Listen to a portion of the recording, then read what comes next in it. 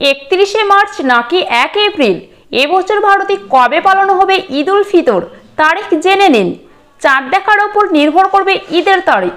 শাওয়াল হলো ইসলামিক ক্যালেন্ডারের দশম মাস, যা ঈদ উল ফিতর উৎসবের মাধ্যমে শুরু হয়। ঈদের নির্দিষ্ট তারিখ চাঁদ দেখার উপর নির্ভর করে। ভারতে 2025 সালে রমজান শুরু হয়েছে 2 মার্চ থেকে। যদি রমজান মাস 29 দিনে শেষ হয়, তাহলে ঈদ উল ফিতর 31শে মার্চ পালন করা হবে। কিন্তু যদি রমজান 30 দিনের হয়, তাহলে ঈদ 1 এপ্রিল উদযাপিত হবে। 2025 সালে ঈদ কবে?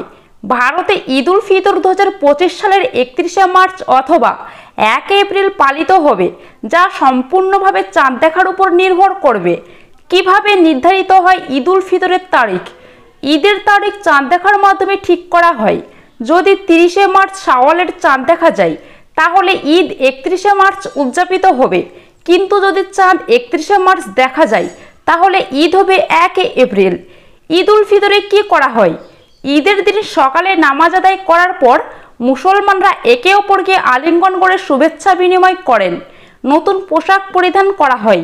বিশেষত সেমাই, ফিরনি, মিষ্টি ও অন্যান্য সুস্বাদু খাবার খাওয়া ও পরিবেশন করা হয়। ঈদগাহে গিয়ে ঈদের বিশেষ নামাজ আদায় করা হয়। দরিদ্র ও অসহায়দের মধ্যে জাকাত ও ফিতরা বিতরণ করা হয়। পরিবার ও বন্ধুদের সঙ্গে ঈদের আনন্দ ভাগ করে নেওয়া হয়। 2025 সালের ঈদ উল ফিতরের নির্ভরযোগ্য তারিখ চাঁদ দেখার পরে নিশ্চিত হবে।